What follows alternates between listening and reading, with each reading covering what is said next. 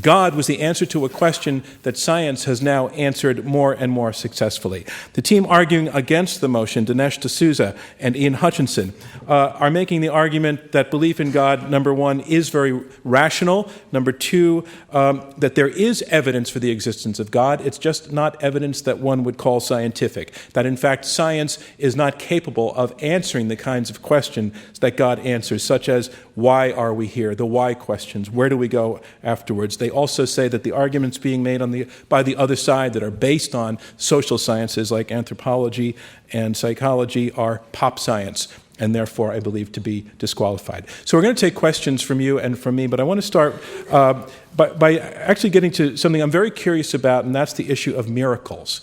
I want to put to the side, and you in particular, Ian Hutchinson, who is arguing against the notion that science refutes God. What is a miracle if not a violation of the laws of physics? And is that what it is, in addition to all of its other implications? Does it not violate the laws of physics? And if it does so, how is that even possible, and how does that fit into this argument? So what we call the laws of physics, from a Christian point of view, are the way that God normally orders the universe. It's the normal behavior of things round about us. And Boyle, who was one of the founders of the Royal Society, wrote a whole book about what nature is. And what he advocated was that what we mean, or should mean, by nature is the normal course of events. Now, of course, miracles are not the normal course of events. And by the way, it didn't take science to tell us that. You know, people in the first century knew that people don't rise from the dead when they've been hung on crosses, and people knew that women don't bear children unless, well, you know what.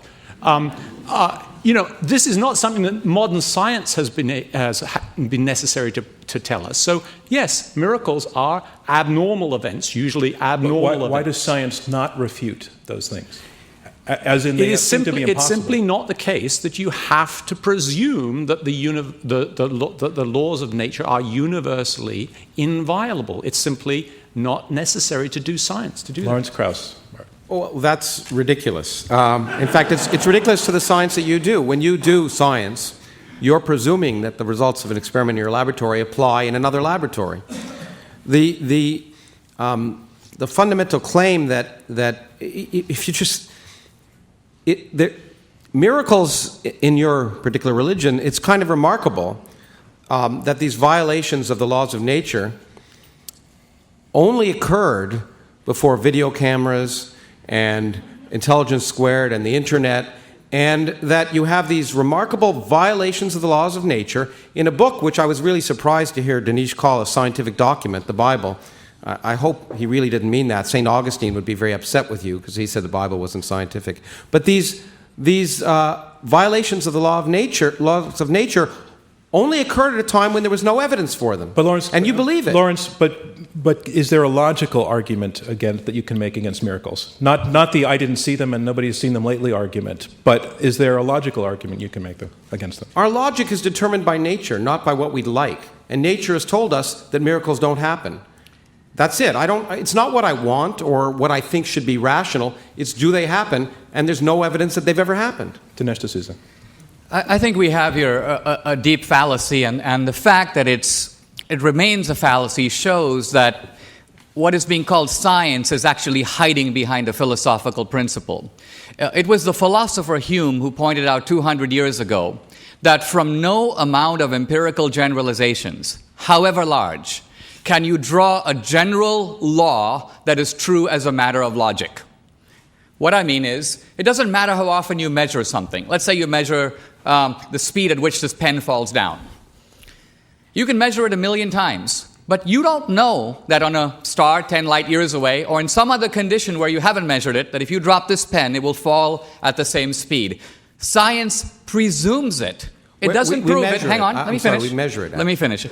Right, but you can't measure it always and everywhere, and you haven't measured it 10,000 years ago. You're assuming that 10,000. No, you're assuming that 10,000 years ago it happened at the same speed, and your measurement is based on that. So Hume's point is this: science provides general propositions based on experience, but he said we should always be willing to accept new experience that proves the opposite. A good example of this in Western Dinesh, philosophy. Before you go to the example, let me let Michael Shermer come in and respond to where you've gone so far with that. Michael Right. Shermer. So, like a popular thing at Skeptic Magazine is psychics and people that can telekinetically move objects with their mind or so on. And there's an example of this where there's a man who can move the cursor on his computer just by thinking about it. Now, it turns out he's a quadriplegic and he has a chip in his brain that enables him to do this. But if you don't know about the chip, it looks like a miracle. Once you know the technology, it's no longer miraculous. This is Arthur C. Clarke's third law. Any sufficiently advanced technology is indistinguishable from magic.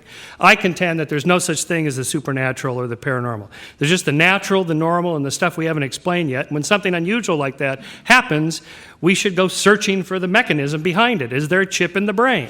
So if it's true that, say, God heals cancers or whatever due to prayer, this should be a measurable thing, because this is what we do. What about science. Dinesh's point that just because something has happened 10,000 times and that's your case, that it's always going to happen? And he's saying logically, you don't actually know that it's always going to happen just because it's happened 10,000 times. Science doesn't say that. In fact, that's very important. Science, I agree with you in that. Science can only prove what's wrong, not something that's absolutely true. So you're right. I can't, if I drop a ball 1,000,000 times and it falls, I in principle could imagine an experiment where it wouldn't, but that's highly likely it's going to fall the next time. But you use the key word, experience. We wait then for an experience that contradicts the known laws. So if tonight when I looked up at the sky, the stars rearranged themselves and said, I am here, in Aramaic or ancient Greek or whatever you want, then I might say, there's something to it. But the point is there's been no experience that violates the fact that the laws have existed throughout all time. Lawrence, you haven't had such an experience, but there are probably people in this room who have. The question fundamentally comes down to what counts as empirical. And in science, of course, what counts as empirical are things that we can do experiments on. We can do repeated observations. So science depends upon reproducibility. But if we were to reduce some phenomenon to a reproducible behavior, we would have reduced it not into an explanation, a definition of what a miracle is. We would have reduced it into magic, or we would have reduced it into a new law of nature. So it's in the nature of miracle that it can't be reduced into scientific form, and in the end, science becomes essentially powerless to say one way or another whether a miracle can happen. If there was ever a miracle that happened, and tell me one that happened, that you can show happened. Let's let Michael Shermer. But even so, even if there was one, aren't you curious as a scientist how God performed the miracle, what forces of nature she used and so on to make it happen? Of course. And so, for example, we would say as Christians, for example, that the Big Bang, the creation of the universe, was a miracle. Why was it a miracle? Because it used no known law of nature. It was, in a sense, supernatural. The universe is all... But that's just because you didn't understand it. But you haven't... See, here's the thing. When we talk about experiments and reproducible things, you're talking, for example, let's take, for example, are there beings on other planets? Right? It's an empirical question. In principle, it's an empirical question, yeah. Empirical question. Right now, there is no evidence that there are creatures in outer space. Yes. Therefore, have you refuted that belief? No, but it's not an illogical one, like the notion that you haven't refuted it because you haven't refuted it because you haven't produced. It doesn't require me to suspend the laws of physics in order to believe it. But if I were to believe in creatures in outer space, I wouldn't be irrational, would I? No, but you've got to respond to the point he just made. It does not require a suspension of the laws of physics in order for you to believe there are creatures in outer space. Right, and I would say it doesn't require. But miracles do. No, miracles simply say that the laws of physics are incomplete, that the laws of physics are generalizations that reflect the limits of human knowledge. These aren't nature's laws, they're Newton's laws, and it took an Einstein to modify them. So when the sun stood, so these biblical scientists who thought that the sun went around the earth, because that's what they thought when they were writing, when the sun stopped in the sky, of course, had the sun been going around the earth, that would be fine, but we now know that actually the earth goes around the sun, and the fact that the sun moves in the sky is the fact that the earth rotates. So had the sun stopped in the sky, the stopping of the rotation of the earth would have produced forces which would have destroyed all life on the planet. But that somehow doesn't violate the basic classical physics, and every now and then that's possible. Well, who are these biblical scientists you're Well, talking about? you know, the horn blowing, the sun the stopping. people you know, who thought that the earth was the center of the universe and the sun went around it were Christians who, like non-Christians, were taught by scientists. That's where they got the idea. They weren't biblical scientists. They got it from you guys.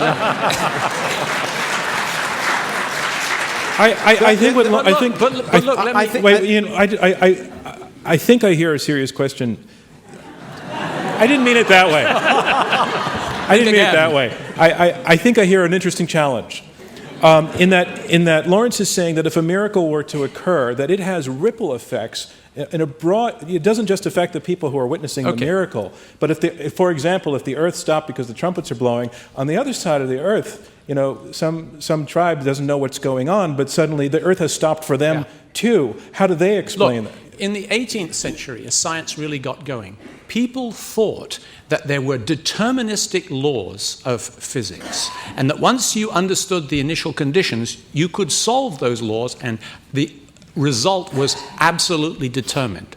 I think Lawrence will agree that what science has found out in the 20th century is that that is simply not true, that there is in the universe as a whole, as we discover it by science, some deep uncertainties, some undefined behavior, which in the end cannot be considered to be deterministic. In other words, a deterministic universe in which there's no room for God to operate is simply not the way we think about the universe as physicists these days. Michael Sherman. Let's say, Ian, that petitionary prayer actually works.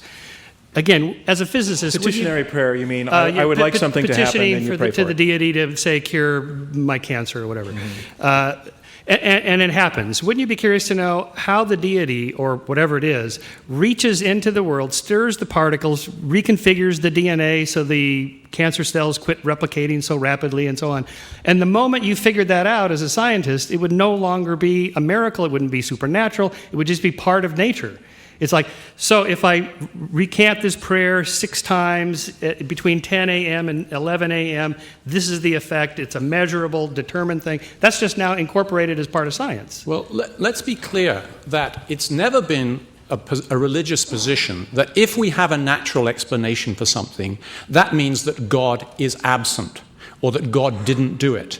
It's always been a biblical viewpoint that even on things which we know are part of nature, God can be considered to be active in those things. So while this discussion of miracles is interesting in itself, one shouldn't be misled into thinking that the only place that God can act in the world is through those things which are so extraordinary that they seem John, to I just want to correct Lawrence an Krauss, error that, I mean, I don't think you meant it, Ian, Lawrence so Krauss. I want to just make it clear.